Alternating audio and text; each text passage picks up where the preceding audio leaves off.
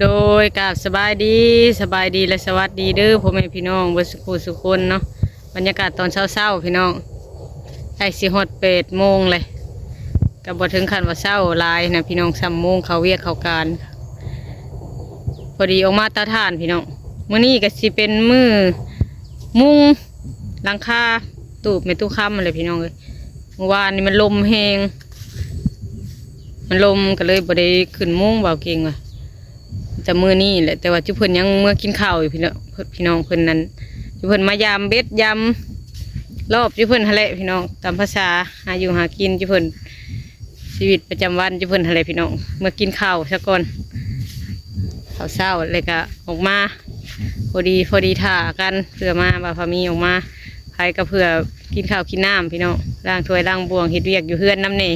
ก่อนสิออกจากเฮือนกับได้อนามัยเฮือนชานเมียนหมัดจบดีแล้วก็จังไปได้พี่น้องเอ้ยถ้ามีแต่ไปก็ไปรถ ปะทุกอย่างอยู่เฮือนตัวเองก็บ่ได้พี่น้องต้องแบ่งเวลามามื้อนี้ก็คือสิได้มุ่งขับเช้านี่แหละคันแล้วก็ขับเร่งก็ขีดโค้งก็แอมก็ยางไปอะไรพี่น้องก็แห้งอยากให้มันแล้วพี่น้องเอ้ยไปเป็นยังไงก็ไปเบิ่งไปชมนำกันสิพาไปเบิ่งไปแถวค่ำเราขวัดถ่านตอนเช้าอยู่ตอนเช้านั่นนี่เราขวัดถ่านมื้อนี้พี่น้องเดี๋ยวไปเห็นเพิ่นขวัดถ่านกับชาวเอ็นนาก็เลยสิลัดน้องความใบนี้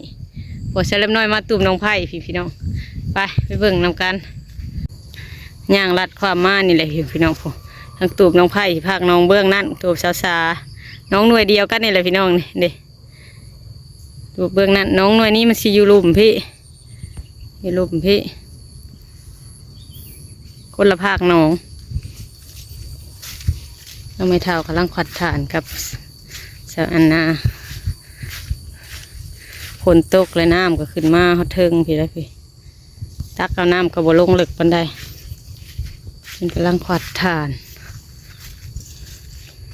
ได้4-5 ศพเลยทางประทันใส่ปากมันลอยมาทางหลังมือนี้ไม่เท่าเอ้ย น่าแต่เศร้ามือนี้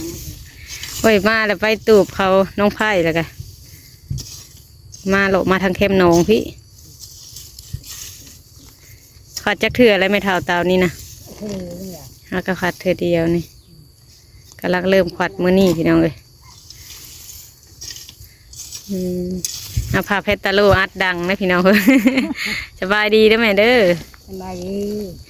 ปัดทานแต่เช้ากับเอื้อยแอนนาอัดไปนี่แล้วเนาะนี่ก็มันข่าวลายไม่อยู่ว่าเถื่อดีนะเออมันกับตัวอันนั้นมันก็ยังใหม่ไปได้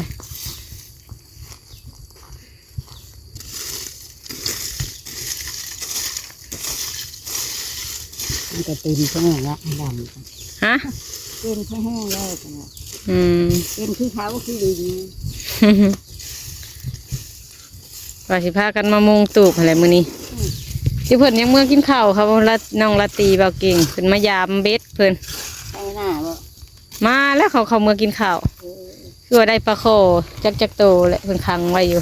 ได้บ่ฮะได้ฮะเลยได้เป็น2-3 ตัวเพิ่นบ่ได้ยินนั่นกัญญาพิมพาว่าสวานกันกับเพิ่นที่เพิ่นกำลังที่เมื่อกินข้าววานนี่มันลมแห้งโพดเขาระบบมุ้งวานนี่อันนี้ทางก็ตีอยู่นี่ก็เจ้า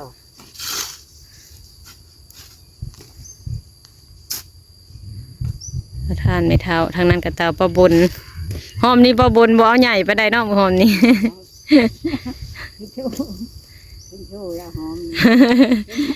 เอาซ้ำเหือซ้ำแห้งเนาะเถื่อนี้เราโบก่อยสบายปลาบนกันเราอันล้ำใส่รักสีบคือเอาไปตรวจ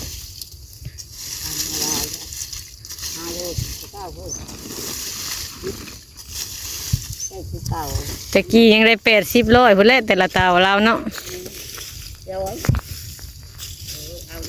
กำลังหน่อยทำนี่แล้วพอดีอึดใหญ่ลายกันนักคันบ่เท้าใครนี่พุ่นแหละเนาะพุ่นยังสิเอาใหญ่ๆกินข้าวเช้าแล้วบ่จะไม่เท่ามื้อนี้กินข้าวเช้าแล้วบ่ยังบ่ทันกินใช่พี่น้องมือมาข้าวก็มาข้าวคือมาสายเถอะ เขายืนยังกับพ่อ กินข้าวเย็นเบิดก่อนว่า เบิ่งเขายืนยังไงนะนี่ แต่นี้ก็เลยมาใหม่ มา ทำอีกก้าวว่าสิกินข้าวเย็นเอา ไปกินเขายืนนะ บัดนี้เอามันก้าวเอามันบ่พอกินละมาไหมเนาะบัดนี้เอ้ยอันน่าเก็บทานสบายดีเอ้ยเด้อเอ้ยก็เก็บทานช่วยกันกับแม่เฒ่าเราเสียนแล้วเอ้ยนานะเก็บตลอดอยู่บ่ได้ไปหาหน่อไม้บ่เอ้ยมื้อนี้ ว้า เพิ่นไปน่ะได้เธอได้พี่น้องได้หน่อไม้ได้เฮ็ดไปแต่ต้องได้ติดกระตามานับแต่มักม่วงขยำมักม่วงกะเตรียมตามาหลดเลยเป็นหูบ่นมันเนาะจักว่าชื่อแต่ละปีแล้วเนาะบ่นเอาเฮ็ดกะไปหลักเอาผู้เดียว บ่นเพิ่นชื่อเด้บ่นเพิ่นเคยเอาช่วงเขาได้กินถืดๆอยู่เตาถ่านเราก็ได้ได้พี่น้องเอ้ย ลูกเสือท่านลาย มื้อนั้นเพิ่นก็ได้แต่ดอกจุ่มๆน่ะไม่เท่าป่นกิน ไม่แก่ เบิดช่วงจักไรคันบ่ออกอีกงวดหน้าพุ่น ยันเฮ็ดโป๊ะจิ๊กแล้วอาหาร เฮ็ดพวกกิ๊กบ่บัดหน้าเฮ็ดพวกกันจักหน่อยเขาว่าเฮ็ดพวกเขาโดบ่เขางานเฮาก็บ่ฮู้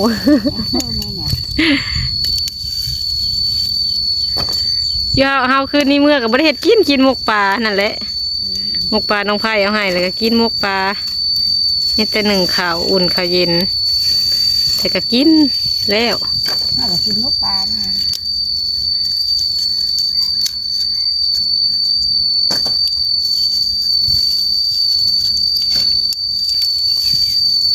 เบิดเตานี่เดี๋ยวไปหาพื้นใหม่อีกแล้วเนาะไม่เท่าเนาะ เหมือนจะเอานี่ไปหาไม้ เทวข้างมะโคนี่เราไปดึงเอาตัวอัน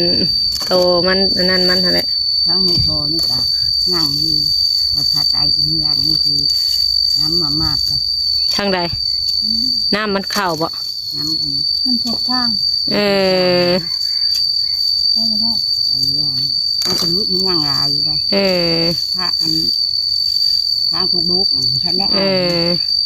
เขาผัดข้าวทั้งนั้นผัดข้าวบ่ได้เนาะมันก็ปีน้ำท่วมทางบนรถคนดินเที่ยวหันเนาะ งานค่ะจะยามนั่นจะแท้จะยามเอาแล้วน้องคือ มันบกล้าเขาทางใหญ่หันเนาะ เอาเริ่มไม่เท่าไอ้ชื่ออ้อเดินทางนั้นเชื่ออ้อ มันนั่นความหมายเพิ่นบ่ให้ออกมันทางรถคนเที่ยวร้ายทางน่ะแต่รถใหญ่รถอันนักเรียนนี่ จะได้คือได้ไม้กันพอดีรักไอ้เต้านี่ก่อนข้ามเขนข้ามขาโลดให้ ชามาโลไปยู่เอาหน่อยเนาะข้าวเดียวก็ได้หน้าก็ได้ยู่มาเลยโลดเต็มโลเลยข้าวเดียวนึง กินยอกันนี่มา ประบนไปตัดกับลุงเหล่กับแถวข้างห้องเฮียนทั้งนอกพี่ก็ได้เถื่อละโลดเนาะเราไปก็ข้าวเดียวคือมือนั้นก็ได้โลดนึง นั่นคือได้ครึ่งโล เออ เดี๋ยวนั้นที่พารามเขาจะเอาไปถึงนะก็ตื่นไป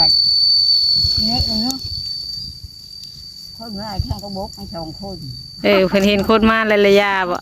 คนมากก็เลยยากแล้วก็ให้มีเจคันใหม่ เออ ก็เลยมาอยู่มีเต็มล้อเต็มคือนี่คนเยอะคนแล้วไม่ทันได้เต็มเนาะเอาให้มีเต็มที่ก็หาก็ได้ถึง น้องตุ่นว่าเห็นคนมากระยะนี่ สบายเลยที่ยาเออยาเนี่ย เมื่อคืนนี่นะฝนตกแห้งอยู่บ่ทางนี้ไหมเท่าหรือธรรมดา เช้านี้ไร เมื่อคืนนี่ก็ตกได้อยู่พุ่นน่ะ ดูก่อน เออ หมออยู่เพื่อโต๊ะ คืนนี่ก็ตกมันเช้านี่ก็ตกของบ่แห้ง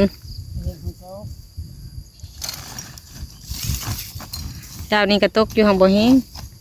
เมื่อคืนนี่ก็ตก ที่เนี่ยก็มาชาชาเลย อืม เลยที่ขึ้นนี่แหละ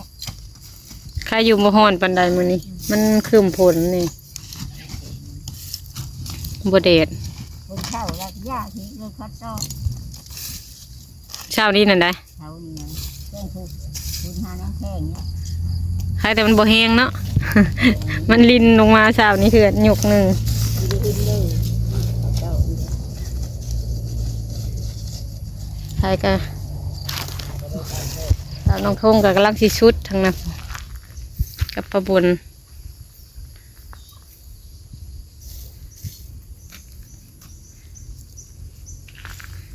ขายแต่ไก่น้ำนองเนาะไม่เท่าขายไก่น้ำนองว่าบ่ได้หาบน้ำไก่บ่ได้ตักน้ำไก่ปานใดของไม่เท่านี่ถือแล้วอยู่ว่างนี่ ถึงไก่น้ำนองแล้วก็ไก่คนอื่นแล้วก็บ่ควันใส่ไผอีก ไก่น้ำหนองเป็นไก่หาดคนไม่ได้ค่ะ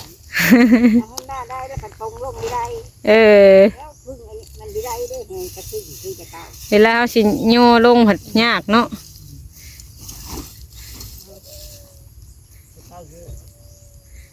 ตอนเราขึ้นบ่าผัดได้เนาะไม่เท่า มาเที่ยวลงมันโยนลงมันบ่ได้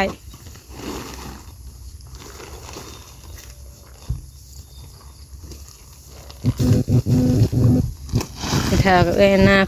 ปัดถาดไปเศร้ามันอันกินข้าวเช้าซับ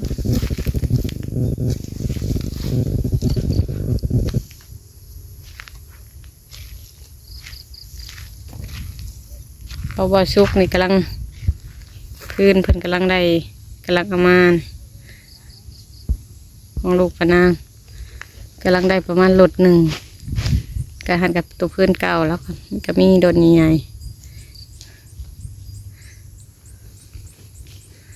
ตะกี้มันสิมีกอไผ่กอหนึ่งนั่นนี่พี่น้องเขาจะเอาออกเลยเป็นอยากโล่งๆเป็นเป็นนี่เป็นกอไผ่ออกย่ามพุนนั่นนี่แหละพี่น้องกกไม้กกตอกระปุงขึ้นทำบททางออกกาหกข้าวเดียวก็หกเลยพี่น้องเลยกำลังควัดทานทางนี้ย่างขึ้นไปทางตูบไม่เท่ากันบัดนี้ของปะนางนี่ได้หลายเติบแล้วเมื่อนี้เพิ่นไปปะนั่นปะนางนะเป็นวัด เราโอ้ยเราหยอกใส่เล็บน้อยปะนี้ที่กูเป็นได้เพิ่นว่าตามภาษาเฮาว่ากันเลยพี่น้องเมื่อนี้เพิ่นเป็นวัดเพิ่นนั่นใส่เล็บน้อยเศร้าเลยเพิ่นเป็นนี่ปะนางกำลังกองของปะนางยังประมาณ2 โหลดแล้วอ่ะอีกประมาณ2 โหลดก็สิพอเต็มละกองของปะนางอันนี้บนตู่มันเคยอยู่ใน6แล้วมันไม่ได้ทางส่งย้ำพลย้ำแรงนะนอนนี่ห่มเย็นคักเอาปีมาใส่อันเราสิไปอันนั้นมือนี้พี่น้องปะนางกันไปหว่านปุ๋ยให้เจ้าอีตาไปชักหน้าทางเทิงขึ้นไปนี่นะบนเขาซาเคยไปหว่านเขารับจ้างกับบุญเขาจ้างเราไปหว่านปุ๋ยให้ไม่ได้หลายดอกปุ๋ยดำ10 โลนี่แหละหว่านข้าวเดียวกันแล้วพี่น้องเลยตูบมุงอันนี้นะเราอันมุงไว้บ่ให้พ้นถึกพ้นออกจากตูบตัวนี้เลยนี่อันนี้กลายเป็นสังกะสีที่ไปซื้อกับบ่าวพามีว่านนี่พี่น้องเทิงเพลลบมันนี่กับผักกระจาดมือนี้กะสีเกียมมุงอะไรแดดบ่แดดแห้งปะใดมุงกะสีได้อยู่พี่น้องมันบ่ได้แดดบ่ได้ร้อนขึ้นมุงขึ้นจับซอยกันจับซอยได้อยู่พี่น้องแต่เห็ดบ่เป็น แต่ช่วยไล่เบาเก่งเพิ่นเทพเพิ่นนิ่งเพียกเพิ่นบอกให้เห็ดนั่นได้ก็เห็ดตามเพิ่นพี่น้องเลย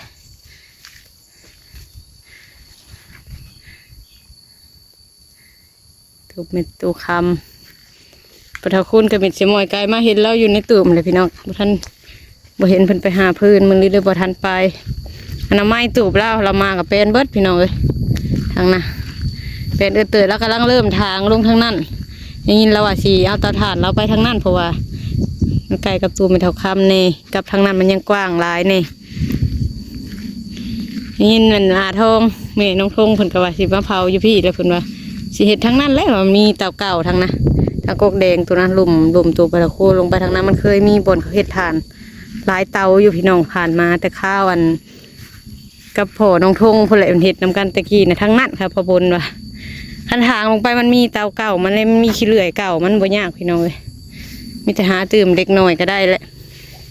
ทางนี้มันเป็นนี่เป็นกระดาษสีทางลงไปแถวนี้หลายคนเห็ดนำกันกับพระเทาคูณนะเราบ่ยากเราทางข้าวเดียว ทางกกแดงกกนั้นเขาเคยเห็ดทางนั้นก็บนว่ามีเตาเก่าอยู่เตาทรงเตาเพื่อแหละทางลุ่มมันกระทมอยู่นั่นเนี่ยขี้เก็บเขาซ้อนขึ้นมามันกระลายคือกันพี่น้องเลยนี่แต่กลุ่มเตาถ่านอันนี้พี่น้องตูบทางนี้ใกล้กันกับทางโมโคใหม่นี่สบายเขาเข้ามาซื้อทานคือว่าอะไรแถวนี้คนหู้เขาเข้ามาซื้อกันง่ายใกล้ถนนใหญ่ก็ใกล้เขาเข้ามาเอาเองเขาพี่น้องเลยส่วนไรบางช่วงก็ได้ไปส่งบางช่วงก็เขามาเอาส่วนไรผู้ค้าไม่ค้าก็มาเอาพวกเห็นห้านอาหารนี่ก็มาเอาอยู่นี่ถ่ายบรรยากาศตอนเช้าให้เบิ่งพี่น้องเลยเงียบสงัด